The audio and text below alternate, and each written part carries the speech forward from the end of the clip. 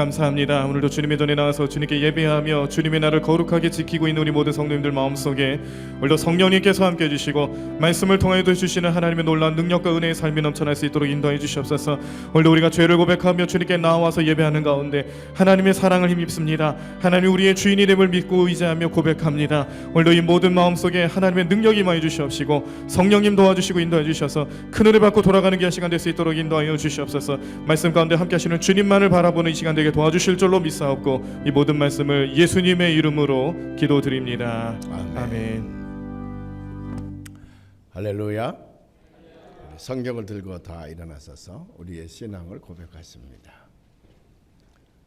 이것은 나의 성경입니다. 나는 이 성경에 말씀하시는 사람이 될 것이며 이 성경에 말씀하시는 것만 소유할 것이며 이 성경에 말씀하시는 대로 행할 것입니다. 오늘도 나는 하나님의 말씀을 배우겠습니다. 마음을 열어 말씀을 받아들이고 새로운 미래를 만들어 가겠습니다. 아멘.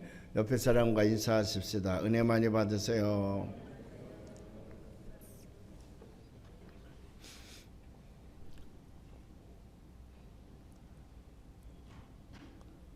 이제 성탄절이 다가오고 있는데 왜 갑자기 예수님께서 십자가에 못 박히시던 성경 말씀을 읽나 조금 의아해하는 사람이 있을 것 같아서 제가 이제 교회력을 좀 잠깐 설명을 하려고 그럽니다. 우리 태양력, 우리가 쓰고 있는 달력은 1월 1일이죠. 정월 1월 1일부터 시작을 하잖아요. 1월 1일부터 이제 우리 달력이 시작이 돼서 1년 12달 365일이 이렇게 갑니다. 그런데 교회력은 1월 1일부터 시작하는 것이 아니라 대강절 또는 대림절이라 그러는데 성탄절 앞에 놓고 그 전 4주간 동안을 성탄절날 오시는 예수님을 맞이할 준비를 하는 기간, 그걸 대림절 다시 임한다고 말이죠. 대강절, 강림하신다 그 말이지. 그래서 영어로는 이제 the Advent라 그러는데 Advent, 그 대림절부터 교회력은 시작을 합니다. 그래서 Advent가 이제 정월이나 마찬가지예요. 첫 주가. 그래서 교회 절기는 크게 6가지로 구분이 되는데 첫 번째는 대강절, 대림절, 두 번째는 크리스마스죠. 크리스마스. 세 번째는 크리스마스 이후의 계절을 현현절이라 그래. 예수님께서 이 땅에 나타나셔서 활동하신 걸 현현절. 세 번째가 현현절. 네 번째가 부활절이죠. 사순절. 사순절은 예수님이 십자가에 못 박혀 돌아가셨다가 사흘 만에 부활하신 부활절 전 40일 동안, 그 대신에 주일은 뺍니다. 주일은 빼고 40일 동안을 렌튼 시즌이라 그래서 렌트라 그러죠. 요게 이제 그 사순절이고, 그 다음에 다섯 번째가 뭐냐면 부활절이에요. 부활절, 이스터라 그러죠. 부활절이 끝나고 부활절이 이제 7주 동안 계속이 되지요. 그러다가 50일째 되는 날, 예수님께서 부활하신 후에 50일째 되는 날을 펜테코스트라 그래. 영어를 페네코스트라 그러는데, 이 펜테코스트가 언제까지 계속되냐면 이 대강절 전주일까지 11월 말까지가 이제 펜테코스트예요. 페네코스트, 성령 강림절. 우리나라 말로는 성령 강림절. 예수님께서 승천하시고 열흘 있다가 이제 부활하신 지 50일째 되는 날이죠. 승천하신 지는 열흘째 되는 날, 그 오순절이었는데, 유대인들이 지키는 오순절, 우리로 말하면 맥주감사절이었는데, 그날 성령이 마가의 다락방에서 기도하던 예수님의 제자들에게 임했다. 그래서 우리 기독교에서는 그날을 성령 강림절이라 그래. 그래, 그 성령 강림절이 언제까지 계속되냐면 대림절, 대강절이 시작되어지는 11월 말까지 계속되어지는 거예요. 그래서 다음 주일이 이제 대강절 첫 주일인데, 그 대강절, 대림절 첫 주일이에요. 그 첫 주일부터 교회력은 시작하는 거예요. 요거 신학교 입학해서 배운 다음에 계속 무슨 일이 있을 때마다 시험 문제에 나오는 겁니다. 교회력을 쓰시오. 그러면 이제 대림절, 크리스마스, 현현절, 그 다음에 사순절, 부활절, 그 다음에 성령 강림절, 이렇게 계속되는 거라 하는 것을 이제 늘 이제 답안지다 쓰곤 해야 되는 건데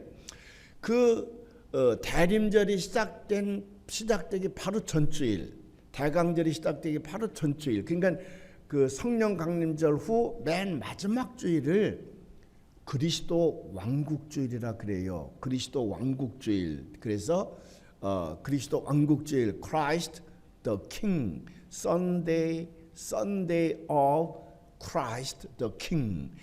예수님께서는 왕으로 이 땅에 오셨다. 왕, 우리의 통치자로 이 땅에 오셨다. 그래서 앞으로 이제 대림절이 4주간 동안 이제 예수님의 오심을 준비하는 기간이거든요. 2000년 전에 오신 걸 초림이라 그래. 처음 오셨다 그러고, 지금 우리는 웨이팅 커뮤니티, 교회를 웨이팅 커뮤니티, 기다리는 공동체라 그러는데, 예수님께서 내가 다시 오마 약속하셨잖아요. 그 다시 오마, 다시 오시는 예수님을 기다리는 것이 이제 우리가 대강절, 대림절에 할 일들이죠. 이미 예수님께서 2000년 전에 오셨기 때문에. 그래서 성탄절을 앞에 두고 오시는 예수님을 어떻게 준비할 것인가, 이제 영적으로, 우리 신앙적으로, 또 세속적인 삶 속에서 이것을 이제 구체화하고 그런 오시는 예수님을 맞이할 준비된 삶을 살아가는 훈련을 받는 것이 대강절인데, 이 예수님 오심을 준비하는 바로 전주일, 그러니까 성령 강림절로 맨 마지막 주일을 Christ the King, 그래서 그리스도 왕국주일이라 그래요. 그래서 오순절 기간 동안에는 이 칼라를 그린 색깔로 하든지, 아니면 성령을 강조하는 교회에서는 빨간 색깔로 하지요. 빨간 색깔로 하고 있다가 대림절은 무슨 색깔이냐면 이제 퍼플, 이제 손님을 맞이한다든지, 그래서 신부가 신랑을 맞이하기 위해서 대개 신부들이 입는 옷도 퍼플을 입습니다. 이 퍼플을 입고, 또 왕이 온다 그럴 때에 그 왕을 맞이하기 위해서도 깃발 같은 걸 전부 퍼플로 이렇게 하는데, 그 자주색이라 그러나 우리나라 말로는 자주색 맞나요? 자주색인가? 이제 그 퍼플인데, 그런데 가지색이죠. 가지색이기도 하지요. 그런데 이 그리스도 왕국주일은 이 땅을 통치하시기 위해서 만왕의 왕으로 오신 예수님을 상징하기 위해서 흰 색깔로, 제단도 모두가 다 이제 흰 색깔로 놓고 예배를 드리게 되어 있거든요. 자, 이 땅에 오시는 예수님은 만왕의 왕으로 오시는 분입니다. 그래서 예수님께서 마지막 예루살렘 들어갔을 때에 이제 들어가셔서 붙들려서 재판받으시고 십자가에 못 박히시는데, 그 마지막 예루살렘 입성하실 때에 수많은 사람들이 누가 시키지도 않았는데 종려나무 가지를 꺾고 흔들고 이제 예수님을 영접하는데, 그들의 입에서 뭐라고 나오냐면 만왕의 왕이여, 만왕의 왕이여, 호산나 찬송하리로다, 만왕의 왕으로 오시는 이여. 사람들 입에서 그렇게 터졌거든요. 예수님은 이 땅에 만왕의 왕으로 오시는 분인 줄로 믿으시기를 바랍니다. 근데 왕은 뭘 상징하느냐? 통치를 상징하잖아요. 다스린다는 얘기는, 다스린다고 하는 말은 힘이에요. 힘, 권능. 하나님이 가지고 있는 힘을 권능이라 그러는데, 이 힘이에요. 예수님은 온 우주를 이끌어 가시고 통치하시고 심판하시는 힘을 가지고 계신 분입니다. 그 예수님께서 왕으로 오셨다는 말은 전지전능한 힘을 가지고 이 땅에 오셨다는 거거든. 그런데 그 전지전능하신 힘을 가지고 이 땅에 오신 예수님은 그 왕권을 어디에 사용하셨나? 오늘은 그걸 우리가 이제 생각하고 말씀을 들으면서 은혜를 받으려고 하는 거예요. 어떤 사람들은 그 왕권을 가지고 사람들을 죽이고 파멸하고 하는 일에 씁니다. 그런 사람들을 독재자라 그러죠. 독재자. 그런데 어떤 사람들은 그 왕권을 가지고 사람들을 섬기고 살려내는 일을 위해서 이제 쓰지요. 그런 사람들 아주 선왕이라 그러고, 또는 현왕이라 그렇게 얘기를 합니다. 예수님께서는 이 왕권을 어디다 썼느냐? 저 세상에 있는 왕들과는 달리 예수님께서 쓰신 왕권, 그걸 오늘 우리는 생각을 하고 하나님 앞에 감사하면서 이 추수감사절 마지막 주일을, 결실의 계절인 11월 추수감사절 마지막 주일 예배를 하나님 앞에 드리려고 오늘 누가복음 23장에 있는 말씀을 봉독을 하게 된 겁니다. 예수님께서는 어떤 왕권을 사용하셨나? 세상에 있는 사람들과는 달리 예수님께서 사용하신 왕권이 있습니다. 그 큰 힘을 가지고 무슨 일을 하셨나 그 말이죠.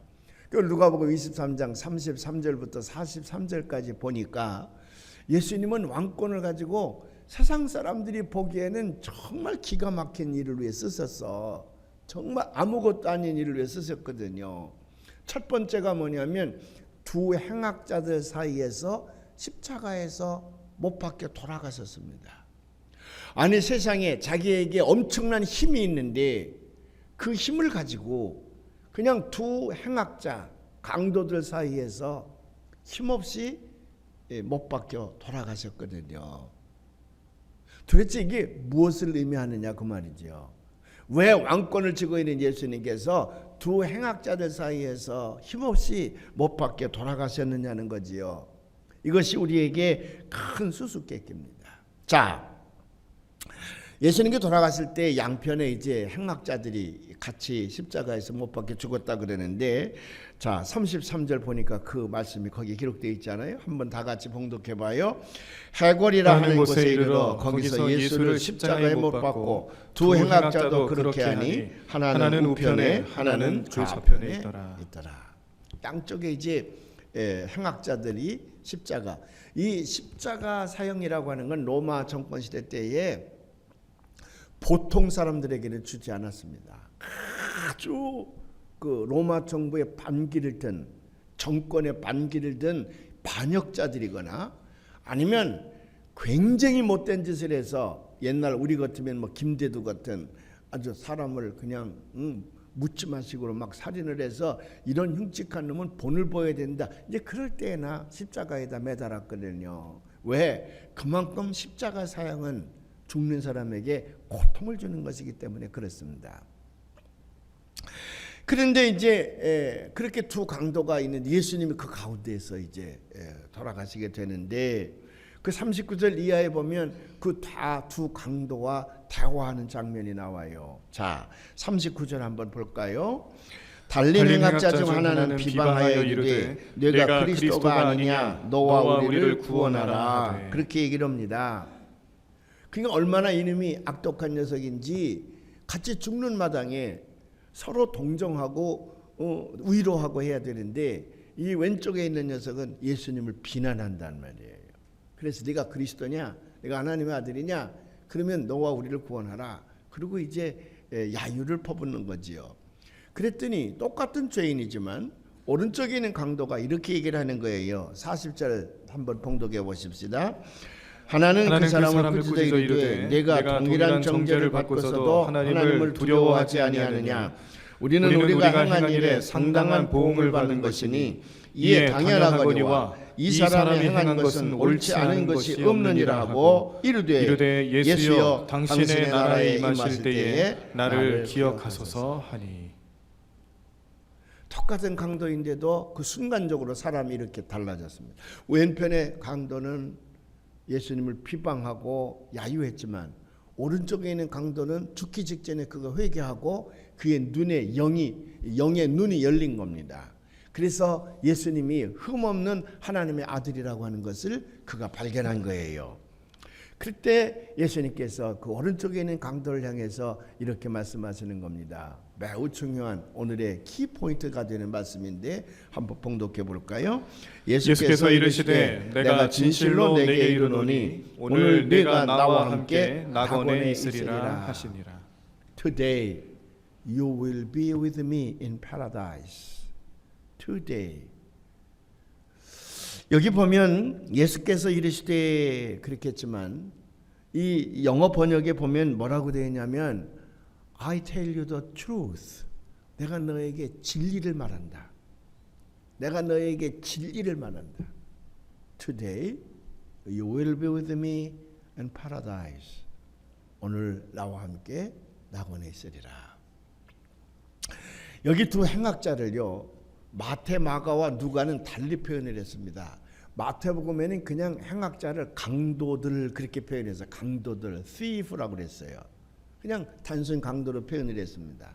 근데 오늘 누가복음에는 행악자라고 되어 있거든요.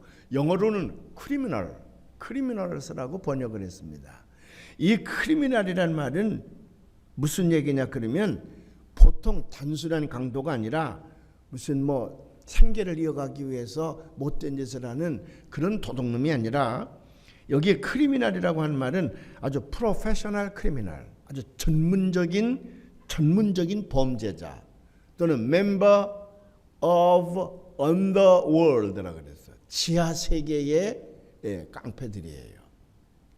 그러니까 깡패들이거나 아니면 극악무도한 살인자들, 그렇게 누가복음은 표현한 거예요. 그래서 어떤 사람들은요, 아니 하나님의 아들 무음하신 예수님께서 거룩하신 분인데 어찌 이렇게 아주 극악무도한 살인자들 사이에 끼어서 돌아가실 수 있느냐. 그래서 아주 당혹스러워하고 혼란스러워하는 사람들이 있다는 거예요.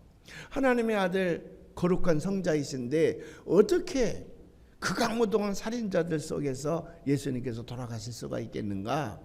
예수를 따르던 많은 사람들도 거기서 실망하고 돌아서는 사람들이 얼마나 많이 있었습니까? 그러나 성경을 연구하는 학자들은 다른 눈으로 보는 거죠. 예수님께서 그런 극악무도한 살인자들, 그런 범죄자들 사이에서 돌아가시는 것은 너무 당연한 일이라는 거예요. 왜?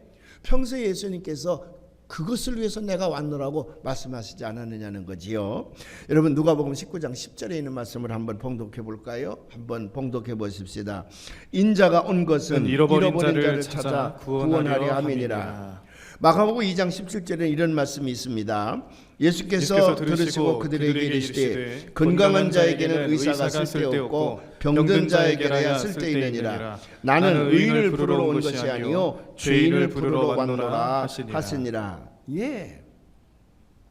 예수님께서는 어떤 의인들에게 베네핏, 유익을 주기 위해서 오신 분이 아니라 의인들은 그대로 잘 사는 사람들이니까 죄인들, 버림받은 자들, 착취당하는 사람들, 차별받는 사람들, 자기 힘으로는 다시 일어날 수 없는 고아와 과부들과 같은 그런 사람들, 불치의 병에서 이 땅에서 고통을 받고 있는 사람들, 사람들 눈에 볼 때에는 저는 도대체 사람으로서 인정받을 수 없다고 여겨지는 그런 저주받은 사람들,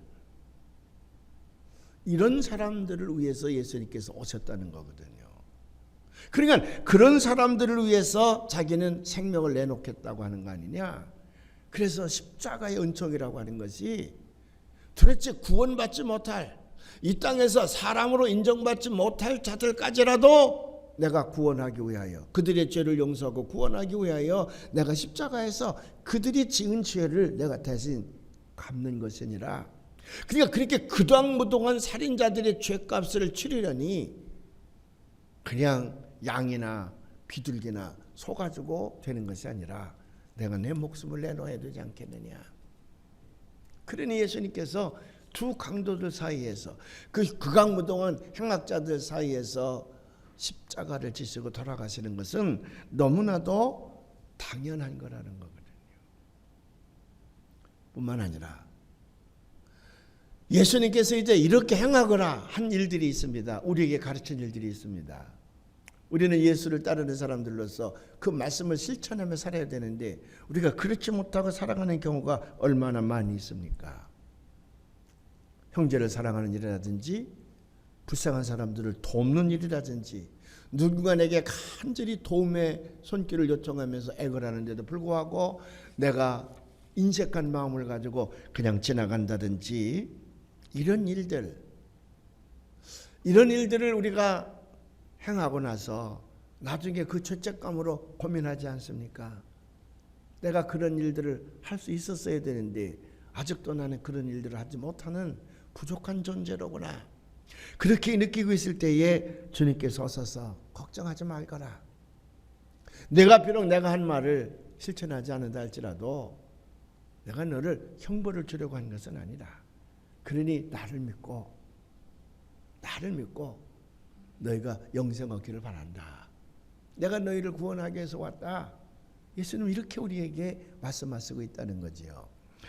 여러분, 제가 요즘에 성경을 읽다가 깜짝 놀래가지고 너무너무 저를 위로해주고 제게 힘이 되는 말씀이 한 군데 있었습니다. 요한복음 12장 45절부터 47절에 있는 말씀인데 너무 저를 감사하게 만들었어요. 우리 한번 봉독해 볼까요? 나를 보는 자는 나를 보내신 이를 보는 것이니라. 나는 빛으로 세상에 왔나니 물은 나를 믿는 자로 어둠에 거하지 않게 하려 함이로라. 사람이 내 말을 듣고 지키지 아니할지라도 내가 그를 심판하지 아니하노라. 내가 온 것은 세상을 심판하려 함이 아니요 세상을 구원하려 함이로라. 아멘. 예수님은 빛으로 이 땅에 오셨거든요. 빛은 세 가지 기능을 가지고 있습니다. 하나는 열을 가해, 그래서 에너지를 창출해냅니다. 두 번째는 어두운 곳을 밝혀, 그래서 이건 상징적인 표현이지만은 죄악된 아주 불의가 성행하는 곳에 빛이 들어가서 그 사회를 깨끗하게 만든다 이 말이죠. 어둠을 밝히는 기능이 있습니다. 세 번째 빛은 뭐냐면, 빛은 세 번째 기능인데 생명을 살려내고 보존시키는 힘이 빛이 있습니다. 여러분, 만일 빛이 없다 그러면 이 땅에 존재할 생명은 하나도 없습니다. 빛이 있기 때문에 농사도 짓는 거고, 빛이 있기 때문에 나도 사는 거고, 빛이 있어서 생명이 또 잉태되는 거거든요. 이 빛. 근데 예수님께서 뭐라고 말씀하시냐 그러면, 나는 빛으로 세상에 왔다. 그런데 어둠을 밝히기 위해서 왔다. 그 죄악된 세상을 밝은 세상으로, 의로운 세상으로 만들기 위해서 왔다 그 말이거든요. 그런데 예수님께서 또 뭐라고 말씀하세요? 너희들이 비록 내 말을 지키지 않는다 할지라도 내가 너희를 멸하지 않으리라. 나는 너희를 멸하러 온 것이 아니라 나는 너희를 구원하라, 살리러 왔느니라. 난 이 말씀이 너무 좋은 거예요. 너무 좋은 거예요. 그 지난 주간에 제가 이제 감독이니까 여기저기 가서 이제 말씀도 봉독하게 되는데 이 말씀만 계속 하고 다녔네. 너무너무 이 결실의 계절 11월은 하나님 앞에 감사를 드리는 감사의 달인데, 세상에 이것보다 더 감사할 일이 어디 있습니까? 이것보다 더 감사할 일이 어디 있어? 우리가 머리를 숙이고 눈을 감고 하나님 앞에 기도하고자 하면 우리의 잘못된 것들이 얼마나 많이 떠오릅니까? 그 죄책감 때문에 하나님 앞에 우리가 얼굴을 들지 못하지 않습니까? 그런데 주께서 우리에게 들려주시는 음성은 뭐냐? 그러면 걱정하지 말거라. 사람이 내 말을 듣고 지키지 아니할지라도 내가 그를 심판하지 아니하리라. 아멘 안 해요? 저만 해당되나? 저만 못된 인간이라. 여러분들은 다 의롭게 살으니까 여기 해당되지 않는 것 같아. 감격이 없는 거 보니까. 저는 이 말씀을 택하는 순간에 너무 감격스러운 거예요. 예수님께서 요한복음 3장 17절에 이렇게 말씀하십니다. 요한복음 3장 17절의 말씀을 봉독해 봐요. 하나님이 그 아들을 세상에 보낸 것은 세상을 심판하려 하심이 아니요 그로 말미암아 세상이 구원을 받게 하려 하심이니라. 아멘. 여러분, 그래서 하나님께서 우리를 구원해 주신 거거든요. 그렇다 그러면 우리가 하나님 말씀을 잘 듣는다든지 예수님 명령을 그대로 순종을 잘한다든지 우리가 죄를 짓지 않고 있기 때문에 하나님 우리를 구원해 주셨습니까? 아니에요. 아직도 죄인 그대로 있는데도 불구하고 as I am, 나 있는 그 상태 속에서 하나님께서 나를 구원해 주신 거거든요. 내 죄를 그냥 용서해 주신 거야. 나가 여기만에 속하는데 누가 저에게 섭섭하게 하지 않아 저놈 새끼가 나한테 잘못하다가 빌기 전에는 내가 절대로 내가 용서하지 않으리라. 나는 늘 그런 마음이 있거든.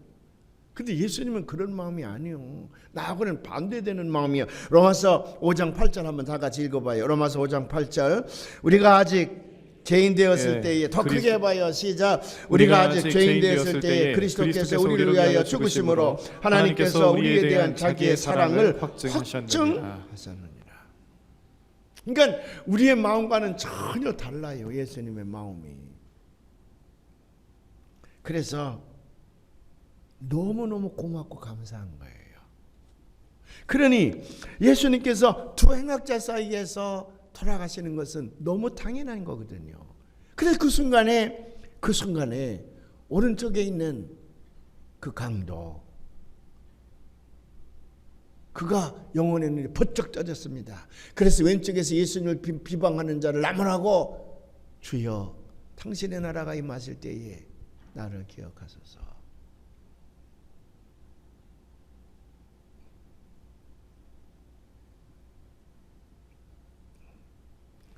예수님은 왕권을 이렇게 사용하신 겁니다.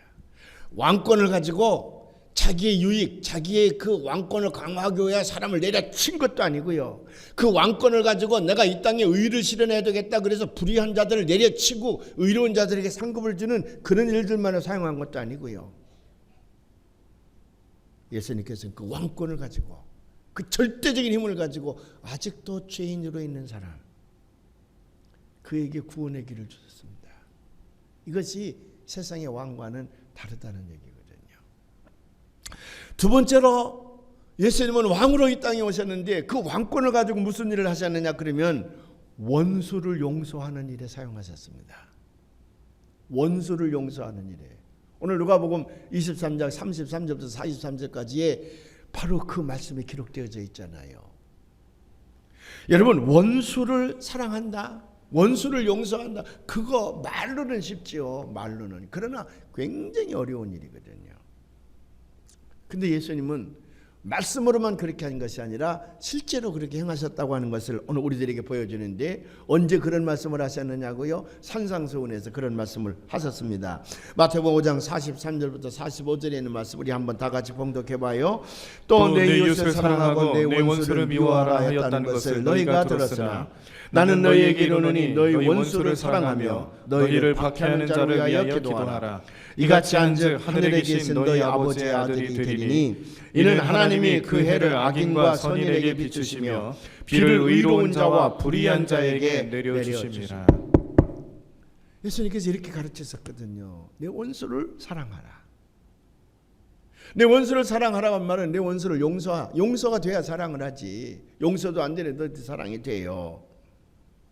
그런데 예수님께서는요, 그렇게만 가르치신 것이 아니라 자기를 십자가에 못 박고 양손과 양벌에 대못을 두드려 맞는 그 흉악한 로마 병정들이요, 너무 아파서, 여러분 지저스 크라이스트라는 영화, 또 패션 오브 더 크라이스트라는 영화도 아마 보셨을 건데, 거기 보면 그 로마 병정들이 대못을 못에다 박을 때에 그 괴로움을 배우가 너무 잘 표현을 했어요. 막 너무 아프니까요. 아니 바늘만 찔러도 아픈데 이 손에다 못을 박을 때 얼마나 아파요. 그 아픈데 막 그 아픔 때문에 막 몸소리를 치고 막 비명을 지릅니다. 그리고 힘이 날 때 뭐라고 그러냐면, 아버지여 저들의 죄를 용서하여 주시옵소서. 그들이 하는 일을 알지 못하나이다. 오늘 말씀이에요. 우리 34절 한번 말씀 다 같이 봉독해 보십시다. 예수께서 이르시되 아버지 저들을 사하여 주옵소서. 자기들이 하는 것을 알지 못하님이니이다 하시더라. 여러분, 시편의 영성은 달라요. 그 전에도 한번 말씀드렸죠. 시편에서 보면 다윗을 비롯하여 그 많은 시편의 저자들은 아주 하나님에게 택함받은 성자들이잖아요. 정말 훌륭한 사람들이거든요. 그런데도 불구하고 그들은 우리의 마음과 똑같아. 원수를 물리쳐 주시옵소서, 원수를 멸하여 주시옵소서, 원수는 그 자손의 씨까지 말라 비틀어지게 해 주시옵소서. 그게 시편 기자들이 하나님 앞에 부르짖는 기도였거든요. 오늘 한번 다 하나만 볼까요? 시편 68편의 말씀을 봉독해 보십시다. 하나님이 일어나시니 원수들은 흩어지며 주를 미워하는 자들은 주 앞에서 도망하리이다. 연기가 불려가듯이 그들을 몰아내소서. 불 앞에서 미리 녹음같이 악인이 하나님 앞에서 망하게 하옵소서. 또 있습니다. 우리 한 번 더 봉독해 보려고 하는데 74편인데 한번 봉독해 봐요. 하나님이여 대적이 언제까지 비방하겠으며 원수가 주의 이름을 영원히 능욕하리이까. 주께서 어찌하여 주의 손 곧 주의 오른손을 거두시나이까. 주의 품에서 손을 빼내시어 그들을 멸하소서. 이건 읽을 때마다 우리 마음을 시원하게, 우리도 그래요. 나를 괴롭히는 자를 바라볼 때에 하나님 뭐 하십니까? 주무십니까? 저 원수를 그냥 멸하여 주소서. 뭐 우리가 늘 기도할 때 그러잖아요. 하나님이여 저 북한 공산당, 저 김정은, 김일성, 저 김정일 이 악한 무리들을 이 지구상에서 멸하여 주시옵소서. 우리가 늘 그렇게 기도하지 뭐. 그런데 그렇게 기도하는 게 별로 죄책감 가질 거 없어요. 왜냐하면 옛날에 시편 기자도 그렇게 기도했잖아. 그런데 예수님은 하나 절대적인 왕권을 가지고 있는데도 불구하고 예수님은 그렇지 않았습니다. 자기를 십자가에 못 박는 로마 병정단을만 위해서 그런 기도를 한 것이 아니라 자기를 질투하여서 자기를 이렇게 십자가에 사형을 받도록 몰아가는 바리새인들과 사두개인들을 비롯하여 저 군중들 말이에요. 저들은 예수님께 많은 신세를 진 사람들이거든요. 어떤 사람은 중부국에서 나온 사람도 있습니다. 어떤 사람은 눈먼 봉사로 나온 사람도 있습니다. 어떤 사람은 귀신 들렸다 나온 사람도 있습니다. 그래서 예수님께서 마지막 예루살렘 들어올 때 그들은 겉옷을 벗어서 깔아드리면서 호산나 찬송하리로다 만왕의 왕으로 오시는 이여 그렇게 외쳤던 그 군중들 말이에요. 그 크라우드들이 어떤 짓을 벌였냐 그러면 빌라도가 내가 바라바를 놔주랴 아니면 예수를 놔주랴 그럴 때에 그 제사장들이 돈 몇 푼 자기 호주머니에 지어주는 걸 받고서요 Crucify him, 그를 십자가에 못 박으라고. 제사장들이 시키는 대로 바리새인들과 사두개인들이 시키는 대로 엊그제만 하리로 찬송하리로다 만왕의 왕으로 오시는 이여 그렇게 외치던 군중들이요 돈 몇 푼 집어넣고는 예수를 십자가에 못 박으라고 Crucify him, Crucify him. 그럴 때 예수님 마음이 얼마나 아팠겠습니까? 그런데도 예수님은 그들을 향하여 하나님이여 저들의 죄를 사하여 주옵소서 저들이 하는 짓을 알지 못하나이다. 절대적인 왕권을 쥐고 있는 예수님인데 그 왕권을 어디다 썼냐면 용서할 수 없는 도저히 용서할 수 없는 사람들을 용서하는 데 사용하셨다. 그것이 세상의 다른 왕들과 다르다고 하는 거지요. 그래서 가끔요 하나님께 대해서 불평을 하는 사람들은 저 뉴욕의 무역센터가 무너져서 수천 명이 죽을 때에 더군다나 이단 정파인 무슬림의 극단주의자들이 알카에다가 그걸 무너뜨려서 거기 무역센터 안에 있던 수천 명이 억울하게 죽어가는데 그때 하나님은 뭘 하셨는가? 히틀러가 600만 명의 유대인들을 잡아 가두고 가스탱크에서 죽이고 있을 때에 그때에 하나님은 뭘 하고 계셨는가? 하나님께서는 낮잠을 주무시고 계셨나? 아니면 도울 힘이 없었나? 그러면서 불평하는 사람들이 많이 있지요. 많이 있지요. 그런데 우리 예수님은 그 엄청난 막강한 힘을 가지고 도저히 인간의 힘으로서는 용서할 수 없는 것 그것까지도 용서하는 일에 사용하셨다. 그래서 이미 이사야 선지자는 예수님이 탄생하기 550년 전에 이렇게 말씀하십니다. 이사야 53장에는 말씀인데 한번 봉독해 볼까요? 그가 찔림은 우리의 허물 때문이요 그가 상함은 우리의 죄악 때문이라. 그가 징계를 받음으로 우리는 평화를 누리고 그가 채찍에 맞음으로 우리는 나음을 받았도다. 아멘. 사랑하는 여러분, 이 왕권은 절대적인 힘을 가지고 있을 수 있기 때문에 도저히 사람으로서는 용서할 수 없는 것까지라도 용서할 수 있는 힘이 있는 거지 보통 세상의 왕권 가지고 그렇게 못하는 거예요. 이번 11월 달에 실렸던 다이제스트 11월에 실렸던 아주 감동적인 얘기가 있습니다. 몇 년 전에 콜로라도 극장에서 노란 머리를 한 사람이 무슨 배트맨 흉내를 낸다고 극장에 들어가 가지고는 거기서 이제 무차별 난사를 가하지 않았습니까? 사람들은 말하기를 이 지구상에서 미국 역사상 가장 최악의 총기 난사 사건이라 그걸 그렇게 부르고 있는데 그때 몇 명이 죽었냐면 12명이 죽고 58명이 총에 맞았습니다. 부상을 당해서 대개는 이제 장애자가 됐는데 그 총을 맞고도 살아난 사람이 있어. 그게 누구냐면 마커스 위버라고 하는 청년인데 흑인 청년입니다. 이 흑인 청년이 이번에 11월호 다이제스트에 자기 신앙 간증을 실었어요. 근데 상당히 감동적이에요. 그는 말하기를 총을 든 남자 하나가 극장 안으로 불쑥 들어와서 산탄총과 반자동소총과 그리고 49경 권총으로 수십 발을 발사해서 자기 여자친구를 비롯해서 12명을 죽이고 58명에게 엄청난 부상을 입혔다는 거죠. 그래서 이 사람은 그때부터 그 속에서 자기는 죽었어야 마땅한데 왜 하나님은 자기를 살리셨을까? 그 질문을 가지고 지금까지 살고 있다는 거지요. 근데 이 사람이 유명해진 것은 이제 그런 사건이 일어난 다음에 자기 애인이 죽었거든요.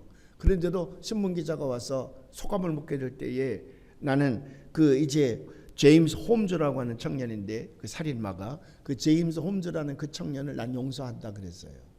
그러니까 신문기자들이 이 마커스 위버에 대한 기사를 얼마나 많이 냈겠습니까? 아니 거기서 어깨에 총을 맞은 이 사람이 기자들에게 난 그 청년을 용서한다. 제임스 홈즈를 용서한다. 그러니까 뭐 미국 신문들에서 그 사람 얘기를 많이 썼지요. 근데 그가 이렇게 얘기를 하는 거예요. 나는 그를 용서했다. 그런데 그를 용서했다고 하는 것에 대해서 내 마음속에 아무런 감각이 없었다는 거예요. 그냥 용서한 것뿐이야. 감각이 없어. 왜 그렇게 됐냐 그러면 자기가 용서할 사람은 따로 있다는 거지. 제임스 홈즈는 자기가 용서할 대상이 아니야. 깜도 안 돼 그거는.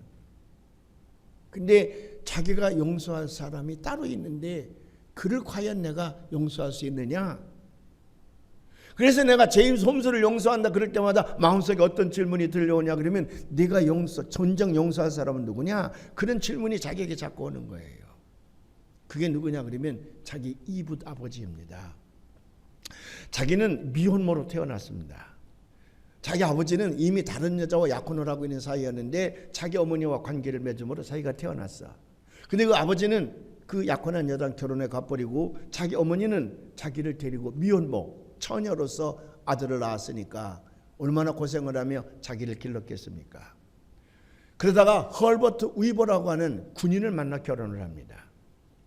그래서 이 사람은 군인으로 있다가 제국군인인데 나중에 제대한 다음에 제너럴 모터스에 들어가서 제법 월급을 많이 받는 남들이 보면 생활력이 강한 남자입니다. 이 사람과 결혼해서 어머니가 자기 밑에 씨 다른 동생이죠. 남매를 더 낳았습니다. 그런데 외부로 볼 적엔 이 사람이 아주 건장하고 생활력이 강한 그런 남자로 보였지만은 실제적으로 이게 악마라 악마. 처음에는 아이 둘을 낳은 다음에 자기는 자기의 아들이 아니라 그래서 자기를 침대에 묶어놓기도 하고 전깃줄로 자기를 추려 갈기기도 하고 다리미도 자기를 지지기도 하고 사람들이 보는 앞에서 온갖 고문을 다 한 거예요. 근데 때로는 쓰레기통에다 콘크리트를 부어놓고 거기다 쇠사슬을 묶어놓기도 하고요. 여러분 콘크리트 속에 콘크리트를 담은데 거기다 쇠사슬을 묶으면 이 살이 콘크리트 속에 들어가서 이게 다 물러집니다. 지난번에 여기 서초에서 그 상품센터 무너졌을 때에 그런데 거기 제가 아는 어떤 사람의 친척이 그 속에 아들을 위해서 옷을 사러 갔다가 그게 상품백까지 무너지면서 시체를 못 찾았습니다. 근데 나중에 보니까 주민등록증만 나와서 이게 비닐 커버했던 주민등록만 나머지 살뼈가 완전히 없어졌어. 콘크리트가 그걸 다 녹여버리고 마는 거예요. 흔적도 없어. 그래서 그 수백 명이 시체가 없질 않습니다. 콘크리트 도미 속에 들어간 시체 며칠만 지나면 콘크리트가 다 뼈까지도 녹여버리고 없어져. 어린 7살 먹은 아이를 그 이붓 아버지가 콘크리트를 채우는 거기다 자기를 묶어서 매놨다는 거거든요. 뭐 그것뿐만 아니라 그 자기 아들이 아니라는 것 때문에 얼마나 많은 그런 그 고문을 가하고 잔악한 일을 벌였는지 자기만 그렇게 하는 게 아니라 자기 어머니까지도 수없이 때리고 뭐 하루도 편할 날이 없이 집안에서는. 그래서 자기가 집을 도망가기도 했는데 나중에 붙들려서 또 질질 끌려가서 또 뭐 뼈가 부러지도록 얻어맞고요. 나중에 알고 보니까 자기 친딸까지도 성폭행을 해서 결국 이제 감옥소에 들어가 버리고 말았고 그 친딸은 아버지의 계속적인 성폭행에 견디다 못해서 간에 질병이 와서 그냥 어린 나이에 죽고 말았습니다. 근데 이 딸아이가 나중에 죽으면서 자기 아버지가 이런 짓을 벌였다고 하는 것을 이제 양심 고백을 함으로 인해서 경찰이 그를 붙들어서 감옥소에다 넣었습니다. 이런 아버지야. 그러니까 이런 아버지 때문에 자기는 나가서 마약도 하고 도둑질도 하고 형무소도 드나들고 별짓 다 했어. 아버지에게 반항하느라고요. 그러다가 콜로라도에 가서 엑스레이 기사 훈련을 받고 거기서 예수를 만납니다. 그래서 이제 예수를 잘 믿는 청년이 됐어. 완전히 바뀌어서 예수를 잘 믿는 청년이 됐는데, 그래서 여자도 사귀게 됐습니다. 그래서 배트맨 영화가 하도 유명하니까 자기 사랑은 애인과 배트맨 영화를 구경하러 갔다가 그만 이 제임스 홈즈라는 와서 무차별 난사를 하니까 자기 애인은 거기서 죽었어요. 자기는 어깨에다 총을 맞았습니다. 그런데도 자기는 아무런 감각 없이 제임스 홈즈는 내가 용서한다. 그런데 자기 마음속에 진정으로 용서해야 될 사람이 있는데 그게 자기 이웃 아버지야. 근데 그건 도저히 용서가 안 되는 거예요. 근데 그에게 치료하는 과정에 이미 예수님께서 그에게 찾아오셨기 때문에 빛으로 오신 예수님, 그 빛 대신 예수님을 가슴에 담고 기도하게 될 때에 마침내 예수님의 이 힘, 아버지여 저들의 죄를 사하여 주시옵소서. 저들이 하는 짓을 알지 못하나이다. 여기에 그가 큰 감명을 얻고요. 이거는 자기 이웃 아버지를 용서하게 되는 거예요. 여러분, 왕권이라는 게 그렇습니다. 이 왕권은 절대적인 힘을 가지고 있는데 이 절대적인 힘을 가지고 도저히 사람으로서는 할 수 없는 일, 자기를 십자가에 못 박고 있는 그 로마 병정들을 향해서 아버지여 저들을 용서하여 주옵소서. 저들이 하는 짓을 알지 못하나이다. 여기 마커스 위버라고 하는 아이가 도저히 자기 이웃 아버지를 도저히 용서할 수가 없는데 그 왕권을 지시고 빛으로 오신 예수님께서 자기를 죽이려는 자들을 용서하는 그 음성에 자기도 예수님의 제자로 자기 이웃 아버지를 용서할 수 있었다는 거거든. 이것이 왕으로 이 땅에 오시는 예수님의 힘입니다. 세 번째로 왕으로 오신 예수님께서 우리에게 약속을 해주셨습니다. 그게 뭔 줄 아십니까? 오늘 너는 나와 함께 낙원에 있으리로다. Today you will be with me in paradise. 이게 너무 좋은 소리예요. 너무 좋은 소리.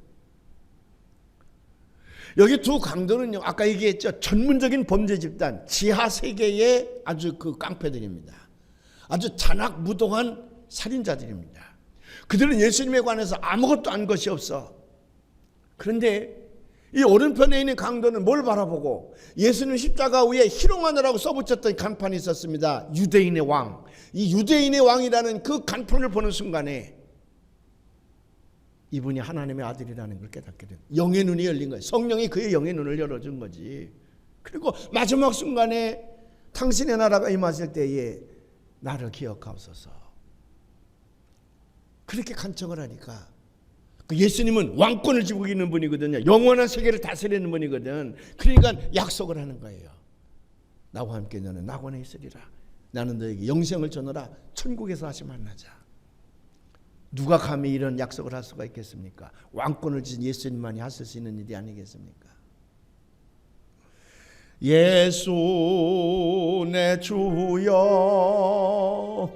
주의 나라에 임하실 때, 예수 내 주여 나를 기억하옵소서. 다같이 예수 내 주여, 주의 나라에 임하실 때, 예수 내 주여 나를 기억하옵소서. 영어로 해볼까요?